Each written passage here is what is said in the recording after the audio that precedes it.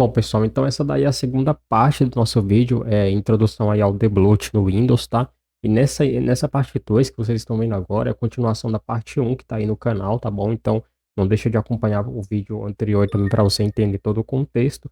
E nesse vídeo aqui a gente vai tratar justamente, pessoal, dos perigos, tá bom? Aqui a gente vai começar a entrar em detalhes minuciosos ali de quais perigos, né, o debloat pode oferecer para um usuário que não tem ali um conhecimento avançado na área técnica ali, para poder estar fazendo essas modificações no sistema.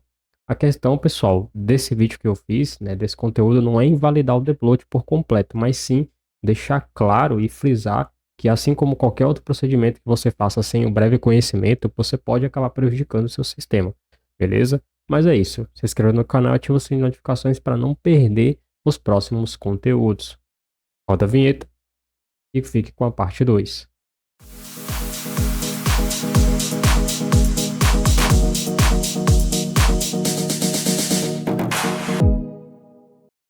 Outra coisa interessante é você desativar aplicativos de inicialização nativos através do gerenciador de tarefas. Pois é, aqui a gente tem uma questão bem interessante. Se a gente abrir o nosso gerenciador de tarefas no Windows, ele vai exibir para a gente várias opções. E uma opção que o pessoal costuma mexer muito sem entender o que de fato está acontecendo é justamente nos aplicativos de inicialização. Eu, por exemplo, desativo quase tudo, exceto serviços essenciais. Por exemplo, eu desativo Camon Studio, Filmora Tray, Firefox.exe. Então, o HD Graphics aqui está desabilitado, mas é só o painel de controle, tá? O drive continua aqui funcionando, tá bom? Eu só desativei para ele não ficar abrindo aí automaticamente. Se eu executar ele aqui, ó, ele está funcionando de boa. O meu drive de vídeo também está funcionando de boa, obviamente. Mas se eu ativar isso aqui na inicialização, toda vez que eu inicializar, ele vai abrir esse painel aqui, entendeu? Então, eu acabo deixando ali desativado. O 365, o Teams, que eu utilizo aí, quase nunca utilizo, mas aqui o Nexus Ultimate que eu estou utilizando, entendeu? E, inclusive, ele está aqui como desativado, mas ele está inicializando com o meu sistema, tá? Mas é porque eu configurei no próprio app, entendeu? Aí, tanto faz desativar aqui ou deixar ativado, ele inicia normalmente. Serviço de áudio, extremamente importante para o sistema, segurança do sistema, e o meu serviço de áudio aqui do Steam, do SteelSeries, né? GG, que é o Sonar, que é o que eu estou utilizando agora para equalizar esse som para vocês. O resto tá tudo desativado. O grande problema é que a galera limpa isso aqui tudo e nem sequer para analisar o que aquilo ali vai atrapalhar. Então, por exemplo, isso aqui, pessoal, ele não vai desativar o antivírus, mas ele não vai inicializar o painel de configuração do aplicativo de segurança do Windows, o que vai impactar diretamente na experiência final do usuário. E pode, querendo ou não, acabar impactando alguma dependência de funcionar corretamente na hora da inicialização, como, por exemplo, a própria verificação automática do painel de configuração de segurança. Então, são questões que você precisa, de fato, ter uma certa noção e não sair simplesmente executando scripts ou fazendo desativação de serviços que você não conhece. Voltando aqui para os nossos pequenos artigos, a gente tem algumas coisas interessantes aqui. Por exemplo, economia ínfima de espaço em disco rígido. Pois é, muita gente, pessoal, acha que desativando serviços do sistema, desativando aplicativos ou removendo simplesmente alguns serviços, vai liberar muita memória RAM, quando na verdade nem sequer chega a 1 GB de liberação de memória. Você reinicia o sistema e ele inicia realmente, com muito menos memória sendo utilizada. Mas quando você começa a executar tarefas que precisam de dependências que se ligam com aqueles processos que você desativou, eles vão ser inicializados novamente e isso não vai fazer muita diferença. Ou, no mínimo, tu vai ter algum erro na sua tela aí na hora de executar algum aplicativo. Bom, na minha opinião, qualquer ganho além disso entra na zona de instabilidade e quebra de código. O Windows foi desenhado para ser um sistema operacional pronto, onde o usuário liga o PC e começa a trabalhar e desliga e vai embora. Ou, se trabalha em casa, desliga e vai dormir. Tanto faz. O cenário acaba sendo o mesmo. Ligar a máquina, fazer o trabalho, desligar e ir dormir. Tudo bem que existem fabricantes que não têm uma certa responsabilidade, são negligentes no quesito Windows usuário. Eles escolhem um hardware horrível, instalam o Windows 11 lá e mandam para as lojas. Os vendedores não têm a consciência disso e oferecem uma máquina que muitas das vezes é cara, R$ 2.000, R$ 2.500, para um usuário que precisa de uma máquina que custe R$ 4.000, R$ 5.000. Quando o usuário chega na sua casa, vai tentar realizar uma tarefa muito pesada, aquela máquina não atende, aquela máquina trava, aquela máquina desliga, reinicia da tela azul. Porque o vendedor vendeu mal o sistema operacional e o computador. Não significa que o Windows seja ruim. Significa que o usuário fez uma péssima compra porque ele não tem o conhecimento devido. E o vendedor, pior ainda, que não soube recomendar uma máquina que realmente atenda à necessidade de um usuário. Esse é o grande problema do mercado em relação ao Windows. Bom, quais que são as recomendações da Microsoft? Quais que são as diretrizes oficiais dela com relação ao seu sistema operacional? Bom, o Windows foi desenhado para gerenciar recursos dinamicamente sem intervenção externa. Mais uma vez, o sistema é inteligente o suficiente para interromper serviços ou iniciar serviços na hora que for necessário. Nem sempre você precisa fazer uma intervenção manual. Existem recursos de terceiros que provavelmente você deve sim fazer configurações manuais para conseguir um bom desempenho. Mas o próprio sistema, quando o assunto é Windows, ele já vem com uma otimização, eu acredito que inteligente o suficiente para gerenciar os recursos da sua máquina. É claro que você precisa ter um hardware compatível e um hardware que rode o Windows perfeitamente. Não adianta você querer que o Windows gerencie recursos que já são escassos na própria raiz do problema, que é o próprio hardware. Não tem como o Windows otimizar o desempenho em um Core 2 Duo, em um Core 3 de primeira geração. Não tem como o Windows otimizar serviço em um hardware que já está apresentando problemas físicos. Vida útil está acabando. Um fato muito curioso é os íons. Os íons muito antigos. Tem gente que eles têm um bom desempenho bruto, mas eles não são otimizados pelo sistema. Muitas das pessoas que reclamam do Windows usam exatamente esse tipo de hardware. Comprado no AliExpress, lojas duvidosas, hardware que são recondicionados, e uma infinidade de possibilidades que eu não vou nem entrar em detalhes. E depois eles vão em fóruns, canais do YouTube reclamar que a Microsoft lançou um sistema ruim e lento e travado, quando na verdade o erro foi dele que comprou uma péssima máquina, uma péssima configuração e não soube escolher seu computador, jogando assim o seu dinheiro fora e fazendo o Windows sofrer para rodar num hardware que simplesmente não deveria nem mais estar no mercado de vendas.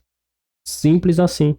O meu PC não era para ser usado no Windows 11. O meu PC não era para ser mais vendido.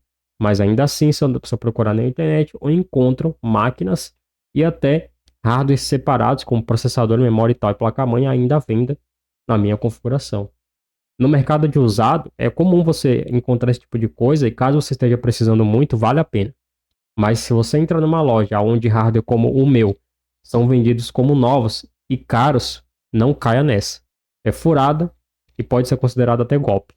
Bom, remover componentes via DISP PowerShell só deve ser feito em imagens corporativas especializadas.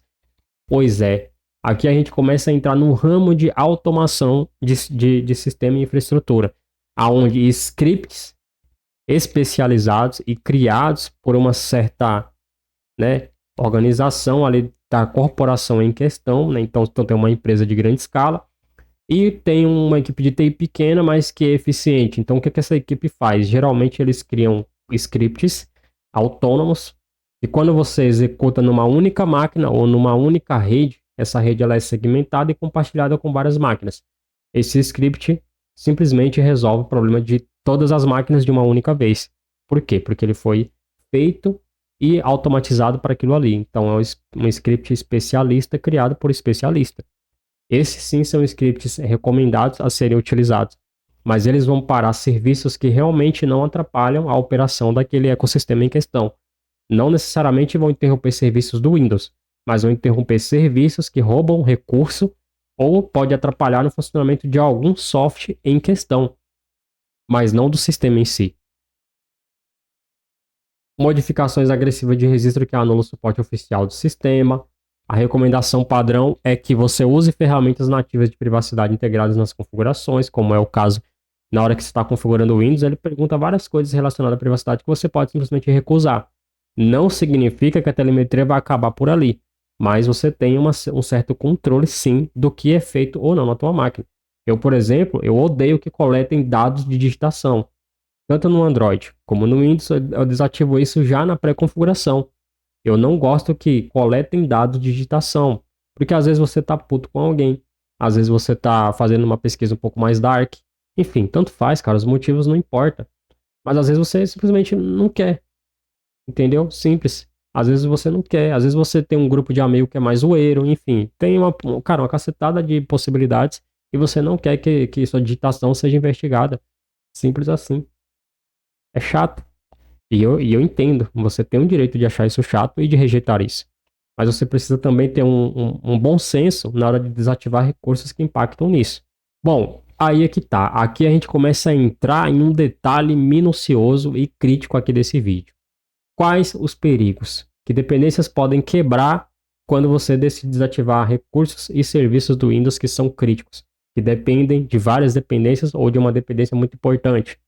Pois é, aplicativos UWP compartilham o mesmo framework, Runtime Blocker e API do Windows. É aqui que entra o problema. Muitos aplicativos do Windows hoje dependem do WebView 2 e do próprio Microsoft Edge. Por isso que ele é o grande vilão do sistema. Recentemente eu fiz um teste comparativo comparando os navegadores Microsoft Edge, Google Chrome, Firefox e Brave. O Edge ficou na lanterna justamente porque, mesmo fechando ele, existem serviços que são ligados diretamente a ele. Mesmo se você entrar nas configurações do navegador, desativar o início rápido, desativar a execução de aplicações segundo planos, ainda existem serviços do Windows que rodam utilizando a tecnologia do próprio Microsoft Edge, que é o WebView 2. O que significa que se eu abrir agora o monitor de recursos do sistema, eu vou encontrar processos que dependem do Microsoft Edge. Quer ver eu provar isso para vocês? Eu criei um aplicativo para a gente fazer o vídeo de comparativo dos navegadores, certo? Mas olha que interessante. Eu vou executar ele aqui e vou trazer para vocês essa evidência real e clara do que eu estou falando. Eu venho em imagens, tanto do WebDrive, e eu vou executar o meu script aqui. É só eu digitar aqui, python web.py. Quando ele carregar, ele vai listar os navegadores que eu tenho na minha máquina, ou ele vai identificar o navegador que está aberto, beleza? Então vamos lá. Ele já detectou todos que eu tenho, mas olha que interessante. Microsoft Edge não está em execução e nem sequer está aqui na minha barra de ferramentas. Se eu abrir aqui o gerenciador de tarefas, olha que interessante, e vir aqui ó, em processos, você vê que o meu Microsoft Edge está desativado. Se eu pesquisar aqui por Edge, eu não encontro nada relacionado a ele. Tá vendo? Mas eu tenho aqui alguns serviços que são ligados a ele. Beleza? Mas não são ligados diretamente. É indiretamente, mas enfim. Isso aqui são tecnologias que dependem, esses dois aqui principalmente, que dependem do WebView 2. Mas calma lá. Fechando aqui o gerenciador de tarefas, eu tenho esse processo aqui, que é referente ao Microsoft Edge. Mas como? Se ele não está em execução. Eu já configurei para ele não executar serviço de segundo plano. Simples. É muito fácil de entender isso daqui. Existem várias dependências do Windows que dependem unicamente do WebView 2 do Microsoft Edge. Quando você desativa o Edge ou remove, ele vai quebrar simplesmente dependências que ninguém por aí acaba falando disso, cara. Dependências que a galera desconhece. O Windows precisa de certos serviços de segundo plano para funcionar outras aplicações, outros serviços. Serviços que dependem de serviços. Simples assim. Não tem segredo aqui. É simples de compreender isso daqui. Mas as pessoas continuam, né? Enfim, divulgando isso como se fosse algo comum e recomendado pela própria empresa, quando na verdade não é. Bom, remover o Xbox Live App ou a Cortana destrói sobre o sistema de jogos e indexação de arquivos. Pois é, tem gente que acha que o Xbox Live é simplesmente um aplicativo que está ali ocupando espaço, porque eu não jogo, eu não preciso.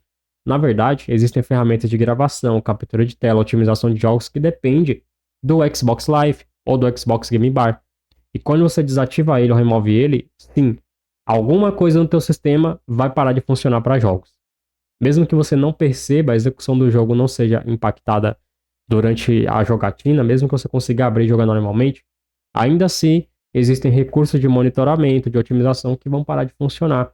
E com o tempo você pode perceber que o jogo está mais lento, que o FPS está oscilando mais. Cara, uma cacetada de possibilidade que você pode hoje não perceber, mas daqui a 2, 3 ou até mesmo menos tempo que isso, você consiga.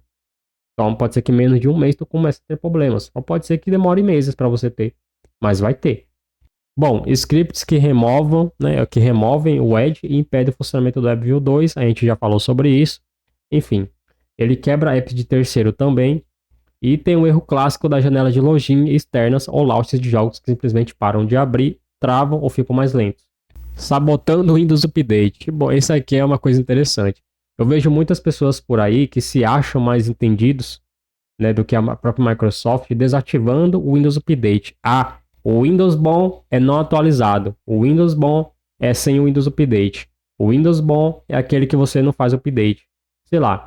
Eles usam diversos títulos e temas para poder divulgar esse marketing falsificado de que o Windows bom é aquele que você modifica em casa. Simples assim. E ignora completamente a realidade. Muitos scripts desativam ou removem tarefas agendadas do Windows Update. Sem atualizações, o sistema perde patches críticos de segurança do dia a dia, ou do dia zero. Zero day. Lá ele nessa parte aqui, hein? Aí ele 1000 vezes. Pois é. Atualizações cumulativas futuras tentam atualizar arquivos removidos, entram em loop de falha. Pois é. Sabe quando você vai fazer um update e o seu Windows da tela azul? Bom, eu não estou dizendo que é uma regra, mas a chance de dar problema no reboot é muito maior para pessoas que fazem deboot de processos importantes do que um usuário normal. Pois é, eu estou usando o Windows 11 há um tempo. Eu oscilo entre o Windows e Linux, mas o Windows tem sido meu sistema principal há muito tempo. Desde quando eu conheço o PC que eu uso o Windows. Mas eu fiquei um tempo usando o Linux como principal e eu sei exatamente a diferença entre um e outro. No Linux, ele foi projetado para você ter o controle das atualizações. Isso é uma característica herdada dos servidores, onde você consegue congelar o sistema para que ele não sofra modificações a curto prazo e impacte diretamente no funcionamento de alguma empresa. E aí o cara vai lá no fórum, vai na internet, vai em algum canal aqui do YouTube e começa a comentar que meu Windows atualizou e deu problema. O meu PC reiniciou e deu tela azul. Porque meu Windows deu tela preta. Porque o drive de vídeo parou. Porque o update do Windows não presta. Porque a Microsoft é burra. Porque tem sempre um porquê. Nunca o culpado é ele. Simples assim. É igual a galera do Linux. Nunca a culpa é do sistema. Tem sempre o culpado terceiro, mas nunca é do sistema. Nunca o sistema tem falhas. Mas, enfim, o usuário fica preso em telas azuis de restauração crônica, o famoso BSOD, né, durante updates obrigatórios. Bom, segurança totalmente corrompida. Bom, scripts de otimização costumam desligar o Windows Defender e o Smart Screen. Pois é, o isolamento de núcleo VBS é desativado sob o pretexto de entregar mais FPS. Bom, isso aqui é uma coisa que é relativo. Não muda FPS, mas pode sim liberar um pouco mais de desempenho, tá bom? Isso é uma coisa que eu testei na prática mesmo. Se você, dependendo da máquina que você tem, você desativar a virtualização, o Windows ele fica um pouco mais leve. É porque esse recurso aqui, ele é bom para segurança, mas ele realmente ele exige mais da máquina sim, para o Windows ficar virtualizando ali o tempo todo os arquivos do kernel, tá bom? Então aqui eu esqueci de colocar esse detalhe aqui no rodapé desse tópico, tá bom? Mas sim, é um serviço importante e na maioria dos computadores não vai fazer diferença mesmo. Não entrega mais FPS, tá bom? O que eu tô falando aqui é que dependendo da máquina que você tem, se você desativa, o Windows ele pode ficar um pouco mais esperto, porque ele não vai ficar criando essa camada de virtualização do kernel o tempo todo, entendeu? É só isso. Mais FPS não entrega mais, tá? Bom, sem essas barreiras, malwares modernos conseguem privilégios a nível de kernel instantaneamente. Pois é, você troca estabilidade por desempenho. Então, você troca segurança por desempenho, né? Enfim, aí fica a critério, entendeu? Mas você não ganha FPS. A máquina se transforma em um alvo fácil para ransomware ou roubo de dados credenciais. Bom, agora, como será que isso prejudica o Windows a longo prazo? A morte acontece lentamente e muitas das vezes você nem sequer percebe. Bom, a degradação ela não é imediata e ocorre de forma silenciosa e cumulativa no dia a dia. Logs de erros corrompidos inundam o visualizador de eventos, gerando overhead no processamento. O que é o overhead? Bom, eu estava sofrendo isso há um tempo atrás. Eu acho que era na 24H2. Né? Mesmo tendo GPU, tá, gente? Eu estava sofrendo isso. O overhead é uma sobrecarga no processador, entendeu? É quando o gargalo ele acontece por algum drive mal otimizado, algum update que quebrou o funcionamento do sistema de forma geral. Então, existem solicitações que são enviadas de uma forma sobrecarregada para o processador e ele não consegue entregar as informações, causando lentidão, travamentos e congelamentos durante os jogos. Eu sofri com isso com um problema no drive da NVIDIA. Eu tinha uma versão do drive NVIDIA que eu tava com esse problema aí e eu não sabia o que que era, cara. Demorou um tempo para eu descobrir, me forçando a fazer o downgrade e esperar pela próxima atualização para corrigir. Pois é, o drive de vídeo estava tendo um conflito com o OBS durante as minhas jogatinas e eu estava sofrendo justamente esse override em cima do processamento da máquina, ou seja, em cima do processador, causando ali os congelamentos e travamentos durante a jogatina. Ele não dava tela azul, o que era bem interessante porque empatava ainda mais eu descobrir, né? Atrapalhava ainda mais a minha descoberta. Porque o Windows não desligava e nem dava tela azul, mas o jogo simplesmente fechava durante as lives e o OBS crashava. Então, o override ele era bem específico relacionado a esse conflito de drive e dependências dos dois aplicativos ali, e não era necessariamente o Windows em si, mas o Windows era impactado diretamente, porque a carga ia diretamente para o processador. Meses após o debloat, novos softwares ou jogos se recusam a ser instalados devido aos DLLs ausentes. Bom, isso aqui pode acontecer sim, dependendo das alterações que tu fizer, cara, ou do script que você rodou, pode ser que em algum momento os jogos não sejam instalados, ou se eles forem instalados, ele vai pedir alguma dependência ao DLL que às vezes você acabou removendo. Então é importante você ter cuidado com esses scripts. Bom, o famoso mito da memória. Pois é, aqui eu expliquei isso no início do vídeo, né? Mas eu vou dar uma resumida aqui para vocês. RAM não utilizada é RAM desperdiçada. O Windows aloca serviços na memória para acesso rápido. Lembra que eu falei dos caches de aplicativo e tudo mais? Pois é. Ao forçar a liberação da RAM, o sistema precisa ler dados diretamente do SSD ou HD com mais frequência, a famosa swap ou memória de troca. No Windows é conhecido como memória virtual. Pois é, o resultado prático disso é o aumento drástico de microtravamentos e stutter durante os jogos. Scripts de debloat reduzem números sintéticos no gerenciador, mas degradam a fluidez real. Pois é. Aqui a gente tem aqui uma questão que a gente precisa refletir muito, tá bom? Como eu falei para vocês, usar muita memória não significa que usa bem. Mas memória RAM que também não é utilizada não significa que o PC está mais rápido. O veredito final para finalizar o vídeo, pragmatismo técnico.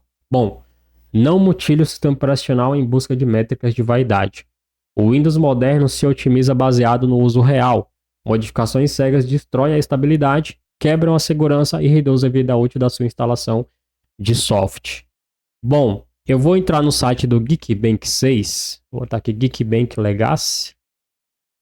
Eu vou botar aqui Geekbench 6. Eu vou ver se eu consigo fazer login aqui na minha conta, né? Que eu tenho salvo aqui. Deixa eu ver se Geekbench.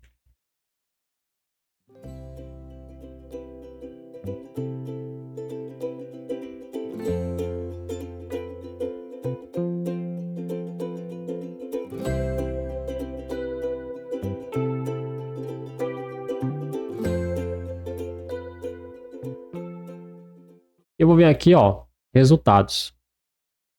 Ó, eu fiz dois testes, eu fiz vários testes no Windows 11, tá? Mas os últimos que eu fiz foi no Windows 11 e no Big Linux. Nessa instalação que eu fiz atualmente do Windows 11, eu consegui uns resultados bem interessantes e constantes. Por exemplo, o Big Linux, ao Windows 10, consegue fazer 1400 no single, 4072 no multicore. Um teste feito lá no mês 10 de 2025. Olha só, tá bom? O Big Linux, o teste feito recentemente, tá? Conseguiu aqui, ó, 2026 já, ó, 1380 no single, perdeu para o Windows 10 e perdeu no multicore também. Então, o Windows 10 em desempenho bruto, até hoje se eu testar é assim, tá? Ele é superior ao Big Linux. Ponto final. Beleza? Mas o Big Linux ele é um pouquinho superior ao Windows 11 no Geekbench. Vou falar para vocês o porquê, tá bom? Ele é mais rápido sim, a interface gráfica do Big é mais rápida que o Windows 11, ponto final. Só que tem um porém, cara. O desempenho da máquina, ele hoje em dia ele não é medido pelo Geekbench 6 no Windows. O desempenho do Windows, o desempenho do hardware, ele é medido no Geekbench 6 e ele pode ser influenciado pelo sistema operacional. Mas O desempenho do sistema nas tarefas, ele é feito através do software que você está rodando.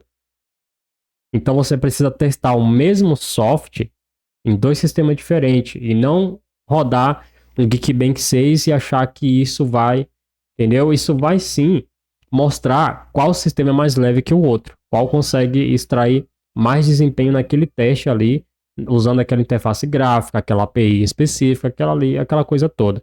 Mas nunca vai refletir o desempenho de jogos ou de outros aplicativos de terceiro, como o Superposition, por exemplo, que é um benchmark incrível, renderização de vídeo, por exemplo. Não tem como metrificar isso utilizando o Geekbench 6.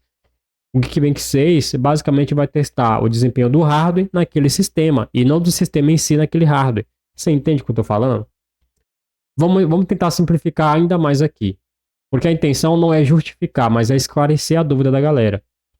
E teve momentos que o Windows 11 saiu bem também. Nesse teste aqui do Big ele já ficou um pouquinho abaixo do outro teste.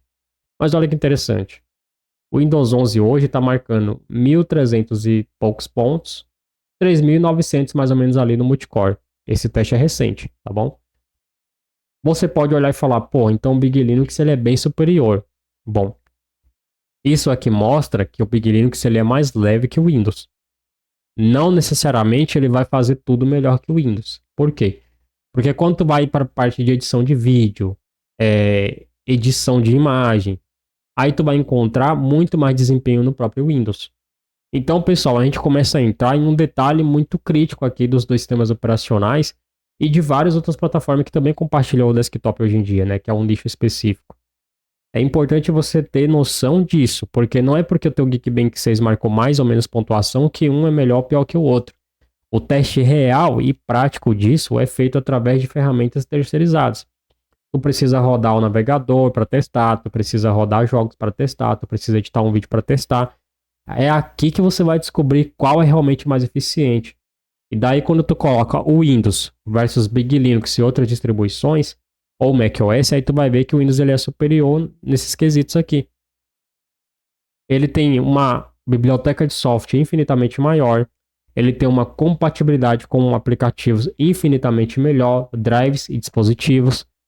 Praticamente tudo é superior nesse quesito. Talvez o Windows seja inferior ao Linux, sim. Servidor, automação, flexibilidade, congelamento de núcleo, entre outras coisas. Congelamento de núcleo é aquilo que eu mencionei agora há pouco, que é você poder congelar o sistema para ele não receber nenhum tipo de atualização e permanecer funcionando exatamente igual 10, 15 anos aí sem parar. É claro que se der um problema com o hardware e tudo mais, pode ser que tu precise refazer tudo, né? Mas aí, geralmente, quem trabalha dessa forma tem um backup, né? Tem um no-break, sei lá, tem alguma coisa ali para impedir que isso aconteça de uma forma tão esporádica. Na minha humilde opinião, eu não faço debloat por causa disso. Eu acredito que o Windows sim, ele tem falhas, eu já presenciei várias delas aqui no meu PC, mas ainda assim eu acredito no potencial que ele tem de se auto-consertar, de se auto-fazer manutenção. Então assim, existem sim alguns recursos dele que pode falhar em algum momento, enfim, pode não ser exatamente aquilo que a Microsoft projetou, pode. A variação de hardware que o Windows trabalha, ela é quase infinita. Então não tem como ele ser perfeito para todo mundo. Tem sim, sempre vai ter alguém que vai ter problemas. Sempre vai ter um PC que vai dar problema. Mas no geral, ele foi feito para atender todo mundo nesse quesito. E aí ele é imbatível nisso. O macOS não vai conseguir acompanhar isso, porque o macOS depende unicamente do hardware da Apple. Entendeu? Mas o Linux, por outro lado, nunca vai alcançar nada perto disso, porque não tem uma empresa que padronize ele o suficiente. O fato do Steam Deck ter feito sucesso, ou o SteamOS, não justifica, porque ele é um nicho totalmente específico e perde para o mercado de jogos no Windows. Eu acho que o Game Pass tem mais usuários jogando lá do que jogando no Linux.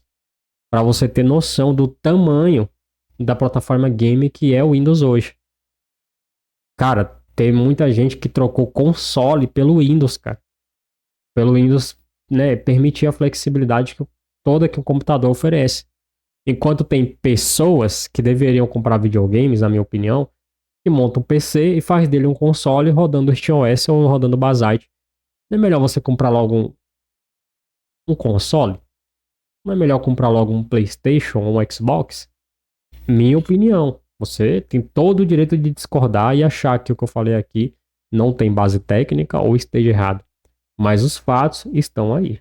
Os fatos estão apresentados. Cabe a você decidir o que é melhor para você. Eu não tô aqui para dizer o que é melhor para você, eu tô aqui para mostrar os fatos. Simples assim.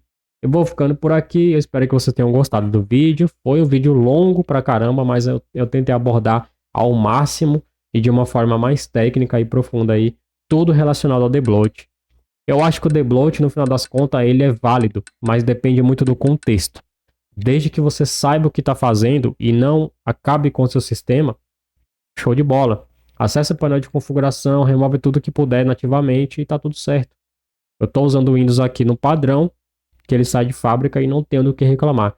Se o meu hardware é um hardware ultrapassado e não tem o update oficial da Microsoft para otimizar o sistema, se o meu está rodando bem, usando uma Intel HD Graphics, que não é uma placa de vídeo dedicada, é uma placa de vídeo integrada, fraca, muito fraca, não roda nem Farlight hoje em dia, consegue rodar o Windows bem, gravar com OBS, editar vídeo, 1080p, 60 fps, está rodando, por que será que o teu Ryzen 5, 5600, 4600, por que será que o teu Core i3, Core 5 de, sei lá, décima geração, 12ª geração não roda? Alguma coisa tem aí, cara. O problema pode não ser o sistema, pode ser a sua percepção que está equivocada. Talvez você esteja tendo um efeito placebo, que é projetado pela grande massa de usuários que estão insatisfeitos com o sistema. Isso pode acontecer também. Bom, perfeito. Não existe sistema perfeito. Nunca vai ser perfeito. Nem o Windows, nem o Mac, muito menos o Linux. Mas, se existe um PC se existe um sistema que funciona hoje, é o Windows 11. É o macOS. É o Chromebook. Simples assim. Bom, pessoal, de qualquer forma, esse foi o vídeo. Essa foi a segunda parte aí. Espero que vocês tenham gostado dos dois vídeos. E de qualquer forma, eu vou pedir para você se inscrever aí no canal e também ativar o sininho de notificações. É muito importante para a gente a sua inscrição e que você continue acompanhando os próximos conteúdos. Então, fique com Deus, um forte abraço e até o próximo vídeo.